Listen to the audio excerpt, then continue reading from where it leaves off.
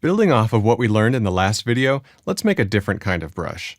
There may be a time when you want to make a brush that lays down a seamless repeating pattern. In this video, I'm going to make a stitched seam, like you might find where two pieces of fabric meet on an article of clothing. Okay, so for this we're going to be working on Hank's shirt here. I'm just going to Alt-click on it to make it the active subtool. And what I want to do is start making some stitch marks around the hems of the fabric. And it might be very time consuming to do this by hand, and it would probably lack precision. So let's find a better way to do this. I'm going to create this brush on a separate piece of geometry first. So let's go into Subtool, Append, and let's get a Plane 3D.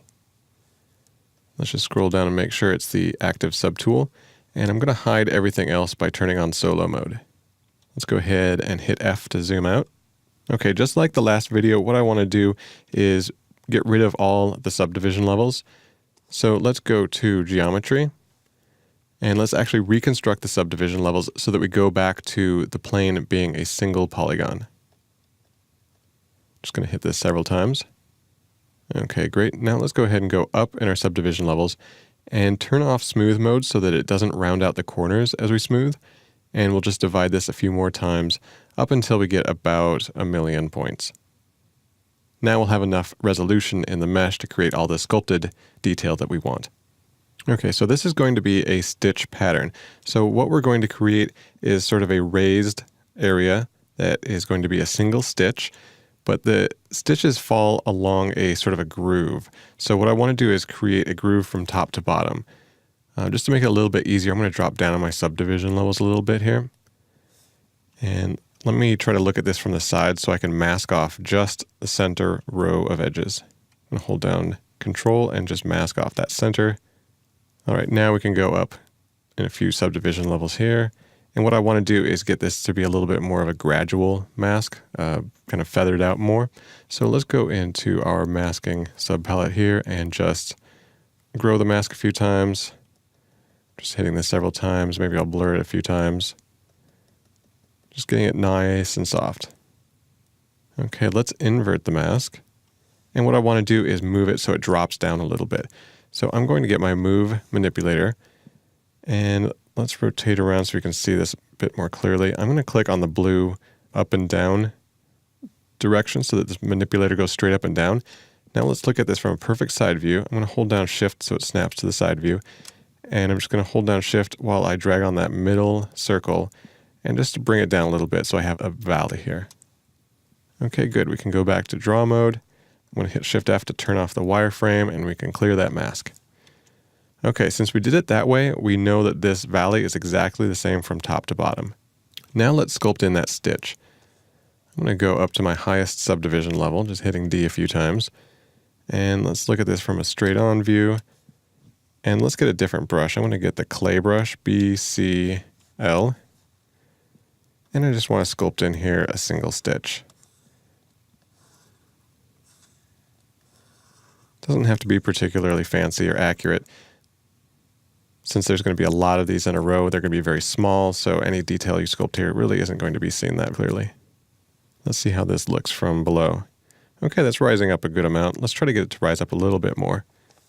And actually, just to be really fancy, we could even sculpt on the fiber pattern of the stitch itself. Not that it's ever going to be seen, but just going to be a little bit extra fancy here, just because I feel like it. Okay, now that a single stitch is done, what we need to do is convert this into an alpha. So just like in the last video, let's go to our Displacement Map settings. And let's hit Shift D till we go down to our lowest subdivision level. Go ahead and click Create Disp Map.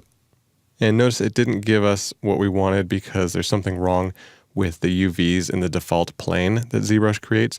So let's make sure we create a new UV layout. Go to Z Plugin, UV Master, and Unwrap. Now we can create that displacement map. Okay, so it looks like it's up to our highest subdivision level again. But remember, if we look at it from the side, you can see it's just an illusion.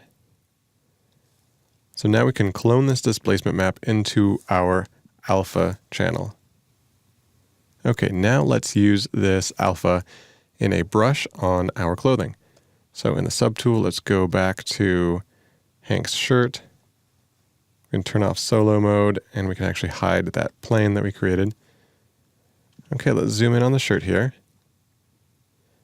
Now let's see what happens if we try to use this alpha with the clay brush. So it's not quite exactly the effect we were looking for. You can kind of see the effect that the alpha is having, but it's not really laying out a track of stitches.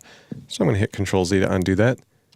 And actually one thing that was pretty obvious is that the resolution of the shirt is kind of low, so I'm going to hit Control-D 2 times to subdivide it up to 1.5 million points.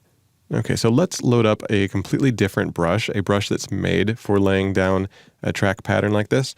So I'm going to hit the comma key on the keyboard. We'll get some extra brushes here that aren't part of the normal brush palette. Under brush, let's go find the tracks, double click on that, and double click on tracks 1.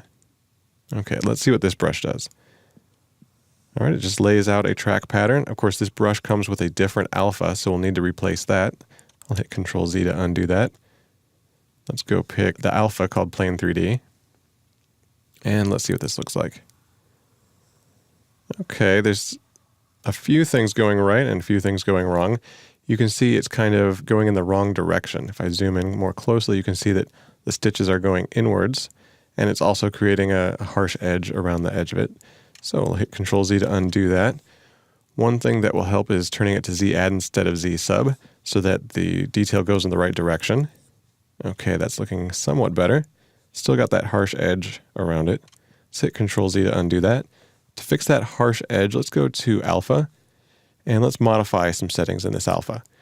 For one, it's got the max button turned on, the maximize range, and what this does is it lightens and darkens the values in order to bring in more contrast, but I don't want to do that. I want to leave it working with the grayscale values that automatically come with the alpha out of the displacement map. So let's turn that off. Something else I want to change is mid value. Let's change that to 50. What that's going to do is say that a 50% gray is going to be a completely neutral displacement, which is exactly what the displacement does when we generate it. So let's see what this looks like now. Okay, much better. Looks like there's really just two things to address. I'm using a Wacom tablet, it's pressure sensitive, and so when I use more pressure, you can see it's a bigger, stronger result, and when I use less pressure, it's a very faint result. However, stitching on clothing is the same size and strength all the way around. So in order to avoid that problem, I'm just going to undo that. To fix that, let's go to Brush, and let's change the tablet pressure settings. We'll turn off Use Global Settings so we can use our own custom settings. And under Size, let's drag this up so that it's the same size whether you use soft or hard pressure on your tablet. And under the Intensity, let's also do the same thing so it's the same intensity no matter how much pressure you use. All right, let's see what effect we get now. All right, pretty good. It's just a little too intense of an effect right now. So let's take that Z intensity and bring it down. Let's try that again. Okay, pretty good. Kind of light though. Somewhere in between 5 and 35 where it was before. All right, pretty good. Let's bring that draw size down because that's also way too big.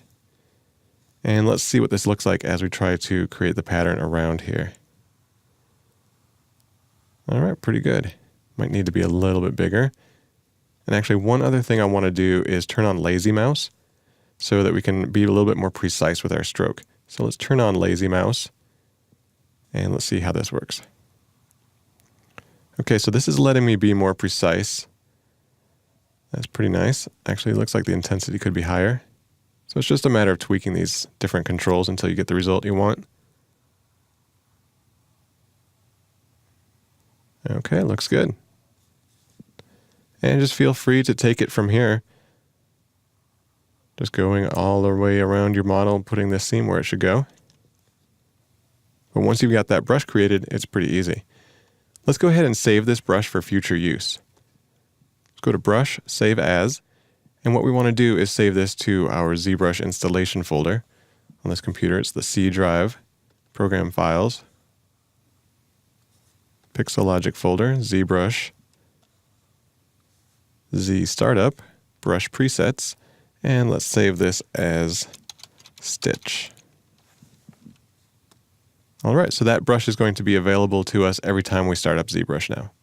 Okay, so that whole process was kind of complicated, but it's a really good idea to learn how it all works, because when you make custom brushes like this, it can really save you a lot of time, because sculpting each one of these stitches manually would really take even so much more time you don't even want to know.